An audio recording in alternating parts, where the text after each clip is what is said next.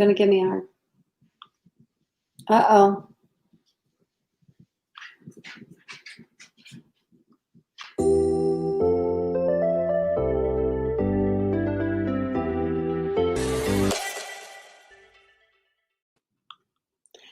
Good morning. It's Wednesday morning here in Maryland. It's Wednesday morning everywhere, I guess, unless I guess you're in New Zealand, maybe, right? They're a day ahead.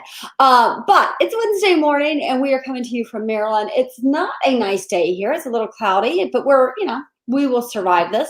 You are listening to or watching, depending on where you are, ASMM Digital Small Business Connection. We're the podcast for entrepreneurs by entrepreneurs. Our goal is to give you something you can walk away with today, which is why we talk to other entrepreneurs. What have they learned? What do they do? What can they help you with today? That's what we're going for.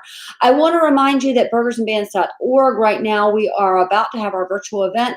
If you want to get involved, we'd love to hear from you, whether you want to share what we're doing, whether you want to donate, whatever you want to do, we'd love to hear from you.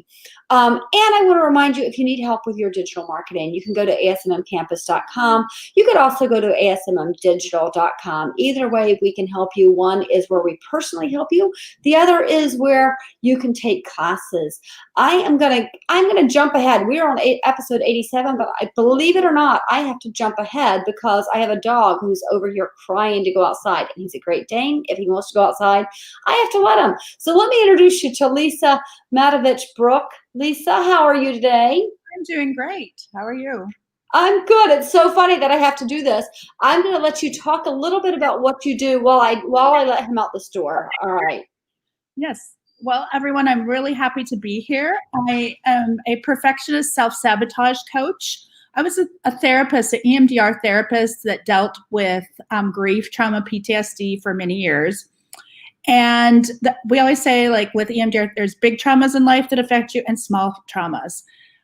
And I found that using EMDR and some of my techniques, I helped people with overcome like some of their small traumas. And perfectionism is one of those things that can be helped by EMDR.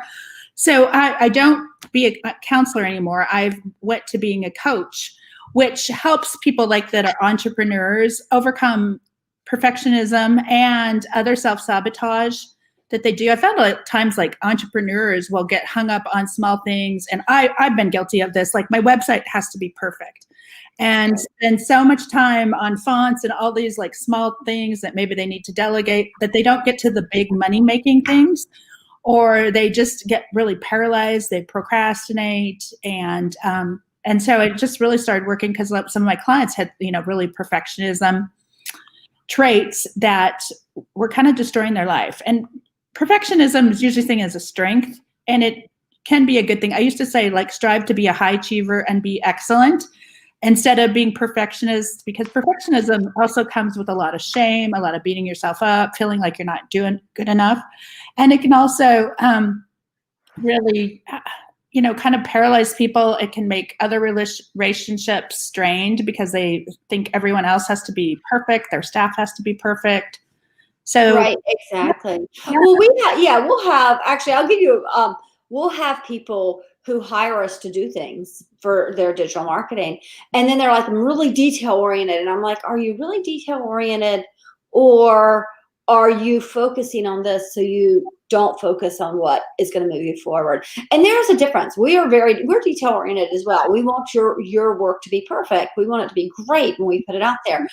But we also want it to go out there. And so often people say, oh, I don't have a digital marketing presence, or I don't have a website, because they're still working towards that. So I totally understand that part. And actually in our office, yes, that's how we are with our clients. But the truth is, Anastasia is my COO, we come up with an idea and we do it.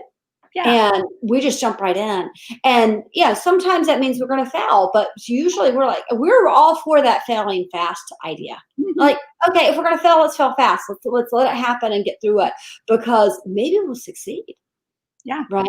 So I think there is, so this is a subject I really like. So one of the things you talked about, you said that you've got the 3 Ps, that are stopping people. So what are those 3 Ps? Well, I call them the perfectionism, paralysis, and procrastination. And perfectionism can be like a good thing. Most people don't go overboard on it. I call it, kind of more high achievers. But when perfectionism really gets in the way, they beat themselves up so much. They have very high expectations, and when they don't reach them, they can almost make themselves sick sometimes, and they have a lot of anxiety. Perfectionists have higher rates of anxiety, depression, stress, and eating disorders are some of the things. And when you really start getting down to it, it's like you'll have this thought of, I have to be perfect. And so trying to be perfect all the time just gives you a lot of anxiety and depression because you never get to where you want to achieve. I call people that want to strive for being a high achiever. If you're a high achiever, you do things well or excellent.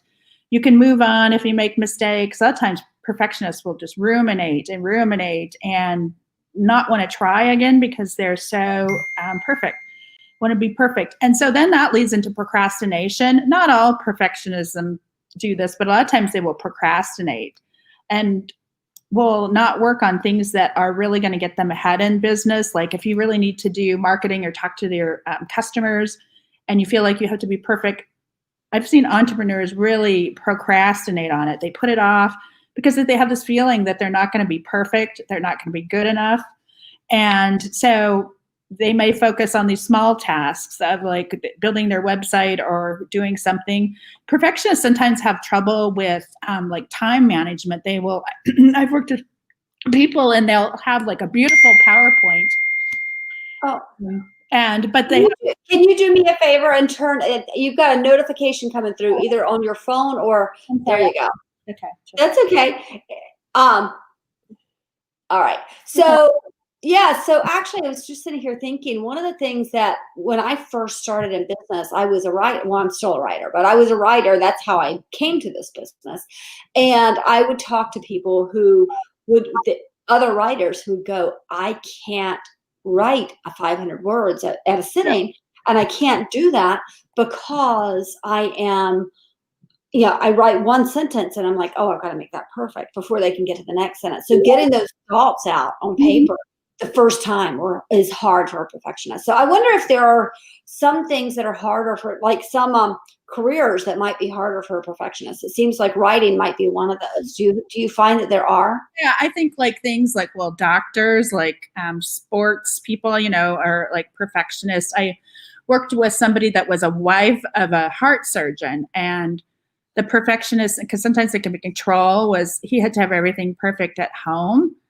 And, and the kids had to be perfect. She had to be perfect, how they looked. And it like destroyed relationships sometimes with the kids because you can't, kids, then you feel like they're always judging you and it doesn't lead to real intimacy and things.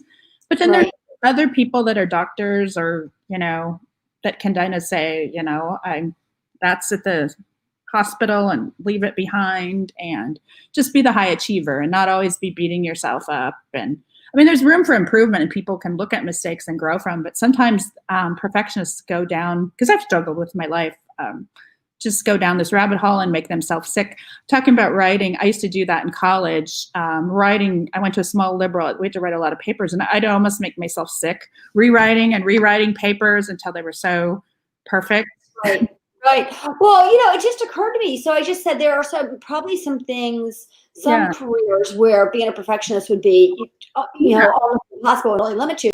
But then there are others, and one of them that did occur to me as you were speaking is in the space industry. And if you're launching a rocket, it has to be perfect. So there are. But I like what you said, that it has to be perfect there. But you don't necessarily need to bring that into your home. Yeah. You don't need to bring that into your relationships, that perfectionism. Yeah. So. Oh, yeah. There's definitely careers where, architects or different things where, you need to be perfect. But also they have to look at it as like make mistakes. And sometimes that's where perfectionist boss can really destroy morale because they expect everyone to be perfect. And then they like really ride and they get angry all the time because they have the expectations that people are going to be perfect and they're not. And exactly. And then they become a micromanager, right? Yeah. And people need those kind of jobs and things like that. So. Yeah, exactly. So one of the things that you have to look at if you're struggling with perfectionism, is you need to, yes, quit being perfect. So start taking action. And, that's a huge part of this. And I would guess that as you're working with them, that you're teaching them to do that in small ways. Yes. Like I was talking about writing, there's some things for writers where they just have a thing where you write for 5 minutes, or just to get the momentum going, and don't judge yourself. And I always teach take imperfect action, and 80% done is better than perfect that you're never going to get done. And sometimes learning to live with, you just need, because I've worked with Coach, and she's always told me, oh, just get things done, because I was affecting my business by wanting everything to be perfect. And so I worked on that a lot. And so it's just getting out there. And I also like to say mindfulness is important with perfectionism. Mindfulness is just kind of noticing your thoughts and kind of like slowing down and just being in the present and noticing when you're having those super critical thoughts. Right. Yeah. So, it's just Bob Ross, you know who Bob Ross is, with the artist. Yeah. I remember watching him as a child, and he would draw something, and it would start, and you'd like, oh, I know that's going to be a barn, and these are little trees up here. And then he would add, and he would add, and he would add. And I think that's great. Yeah. As a writer, if you look at somebody who writes books, and they do a wonderful job, but what you're seeing at the end, when you see Bob Ross's final picture, it looks very different than what that first part of it was. And that's okay, because sometimes we like to compare what we're doing to what somebody else has done without realizing that they had a process to get there. And life is a process. Owning a business is a process, and it's not always going to be perfect. It's got to start somewhere. So taking action, just getting started, is so important. Yeah, I like to call that imperfect action, because life is not perfect. And I think like entrepreneurs need to be somewhat creative, because you're always like coming up with campaigns or what you're going to do, or business. It's not something that's real rigid. And creativity it just needs taking action, and it's messy sometimes. And if you're too rigid and perfect, then you don't sometimes do the things that you need to do. Right. Well, it's you said earlier that you can affect the people around you with your perfection. And I was thinking, I have an idea for a second business. I had it about 6 months ago. I was really excited about it. And then I spoke with someone who's very much a perfectionist. And she started going through all the things that could go wrong. And I am not. Usually I'm just like, I'm just going to plunge in. But it let it affect me, because she's given me all the things that could go wrong. And so recently, last week, actually, as a matter of fact, today, I will be have a meeting with somebody who I'm going to work with to start this business. And this is what we're going to do. But I had to let go of that. And I had to say, you know what? It's not going to be perfect. We're going to start slow. There will be mistakes along the way. But when I started ASMM, there were mistakes along the way. I lost money a couple of times, and I learned. I made mistakes, and I learned from it. Without those mistakes, if you're always worried that a mistake's going to be a problem, then that's going to be a problem. So, and then one of the things you talked about is you said you have to talk about overcoming perfectionism to make more money and be wildly successful. So explain your thoughts on that. Well, because I've even thought like growing my business, because I kind of struggle with perfection. I see this all the other time. People sometimes don't want to grow their business because they're like, oh, it isn't perfect. It's not ready. And they, have all these negative thoughts, and that really hurts your business. Like if you would have followed the lady's advice, not to do those things, because she told you all the things that would go wrong, you could be wildly successful with this business. So if you go with that mindset that you can't launch, your business, or, go for, another career or do something, then you don't make them more money. Sometimes, they can really hold themselves back because they're like, I can't, people do launches, just grand openings, or just some people won't like grow. Right. Yeah. And one way you see it, you'll see people who say, I want to start this business. And they're like, but I have to have my business plan written out, and it has to be perfect. And I have to have this written out, and I have to have that. And it's like, do you really, or could you just say, I'm starting this business, I need one new client? Yeah. Could you start there and then move forward?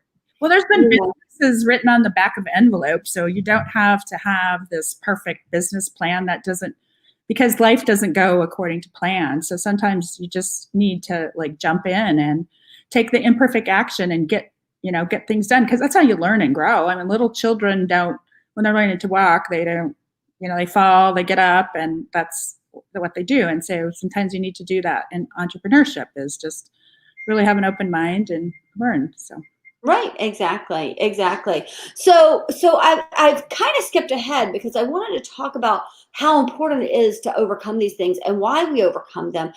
Now I want to talk a little bit about how you can overcome them. What are some of the techniques you can use to overcome them? Well, I use, sometimes the people don't have self-compassion in perfectionism. They're so hard and critical. And sometimes it's just like accepting themselves and kind of say, I accept myself, I love myself, I'm doing the best I can, which sounds kind of weird, but it's, then you become more accepting of your mistakes, which sounds kind of counterintuitive, but it's realizing you're human and you're going to make mistakes instead of going down that rabbit hole of, I have to perfect, I'm not perfect.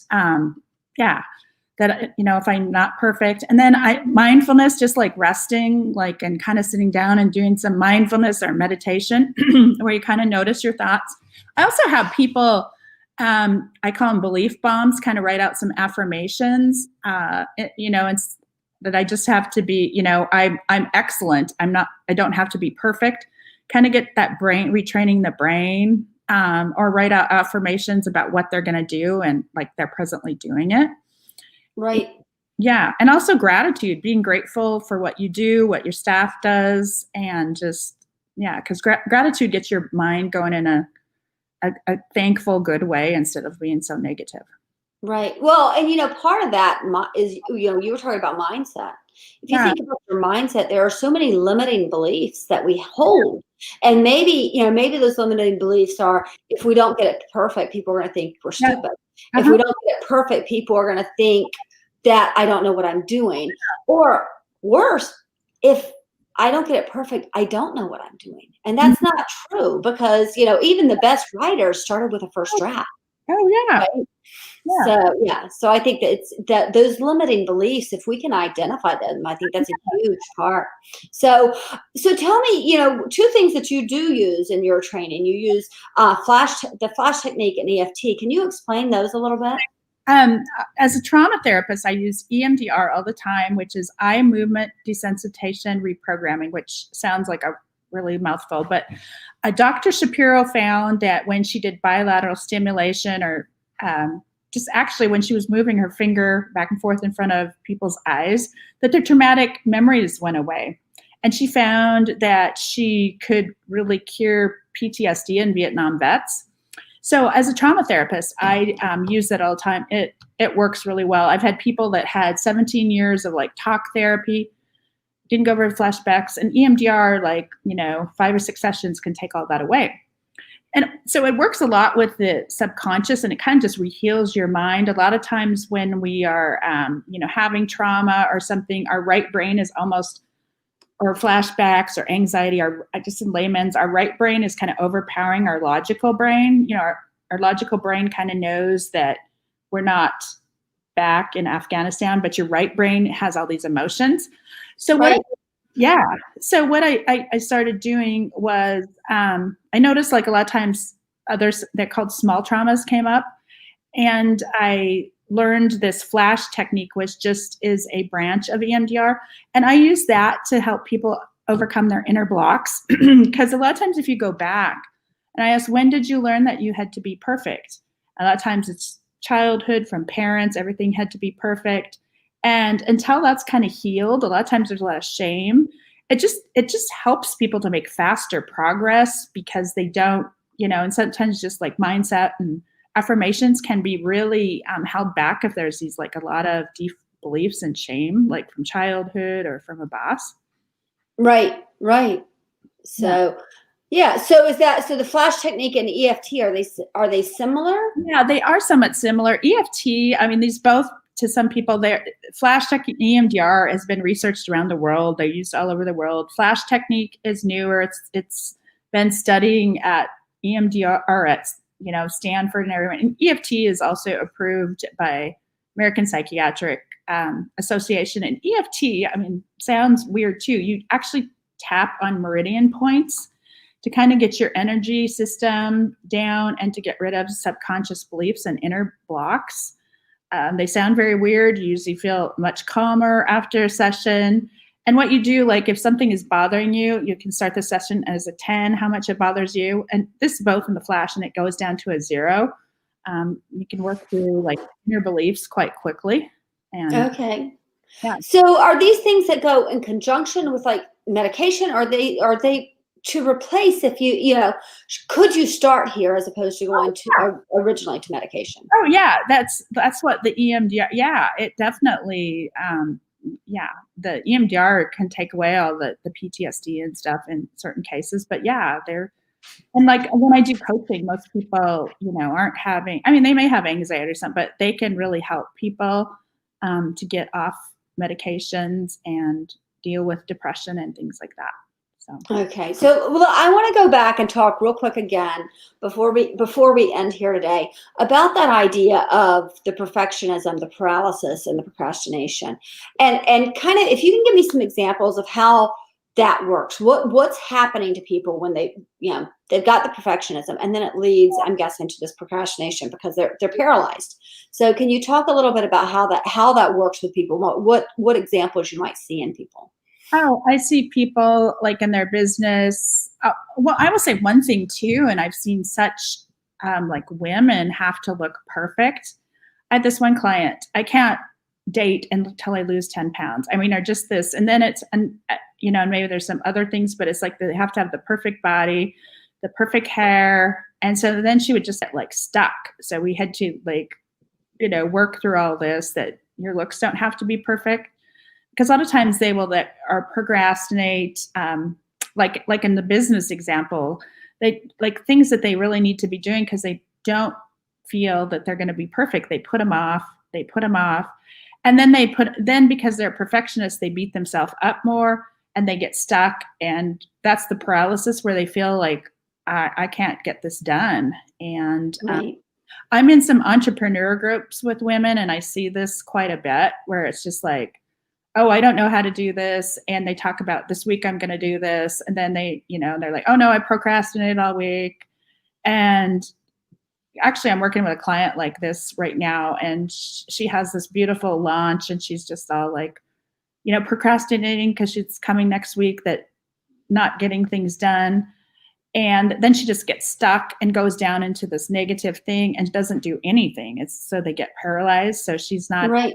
Yeah. So she's not, it's funny because we said this last week. I had someone on and we talked about the fact that we often get ourselves in a place where we do nothing, right? Instead of realizing that we can move forward. And in this case, I was saying how much that applies to our children as well. If we can teach our children these things early and help them understand, I have a son who was going to try out for a jazz band. He actually ended up doing it, but only quite honestly because we forced the issue, because he was like, it's not perfect. It's not perfect. It's not perfect. And we're like, but you're going to get an experience out of this one way or the other. So let's try out. He ended up making it. And part of what we said to him is, so many times people stop themselves from trying out, from auditioning, because they're like, I'm just not good enough. Well, how do you know if you're good enough? Let somebody else help you see that. And at the very worst, you don't make it, but you're not going to make it for sure if you don't try out, right? So I think it is something that we can teach our children at a young age. And I think no matter what you're doing, I was thinking about when I was, training for long distance races. No, I'm not going to go out and, that's not true. I have done that. But for the most of the time, you're not going to go out and run 26 miles tomorrow, right? You have to go out and run 3 miles. And then you have to go out and run 4 miles. And you're just going to have to build to it. And it's okay. Those first miles are going to be hard. I think running is such a great metaphor for life, because the truth is, every single time you run a mile, it sucks. The first mile is always the hardest, and then you're going to get through it. So if you could apply that to the rest of your life, I think it would be so much easier. So, no, go ahead. Well, perfectionism in children, I was reading before I came on about the studies that they think it's worse in teens because competition for college is so, like, you have to have perfect ACTs, perfect, accomplishments nationwide. And so they talk about how it's giving more anxiety to kids. They're seeing younger, and even like they believe there's some suicides because these kids are real perfectionists. And then if like they do something wrong, it's like they don't really realize that it's part of life. Right. Yeah. So, well, and we aim, that's a really great example. I like that you mentioned that, because the truth is we aim at, what do? We aim at Harvard, Princeton, Stanford. There are hundreds of schools out there, hundreds and hundreds.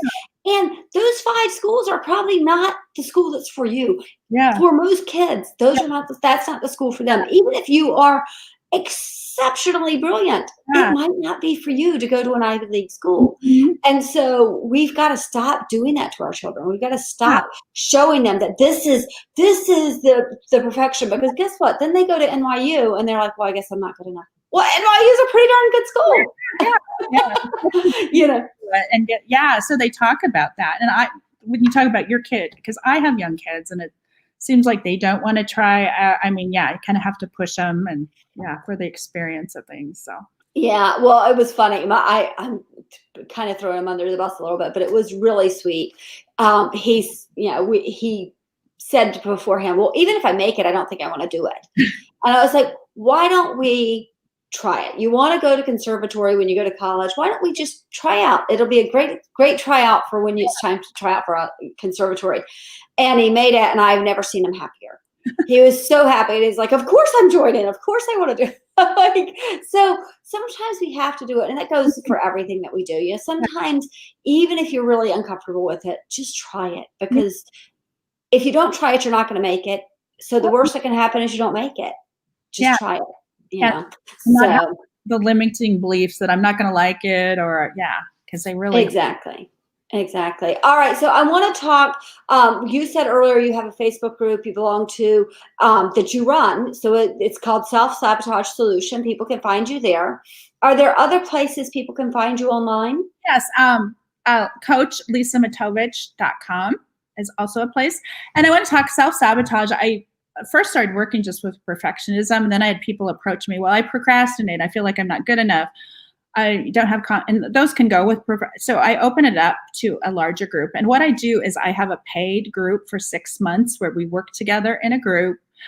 We have coaching to overcome procrastination, perfectionism, feelings of not good enough, of not taking action, and kind of go more to entrepreneurs and small business people. And we work together for 6 months because it really takes that long to kind of change your mindset. It's not done easily.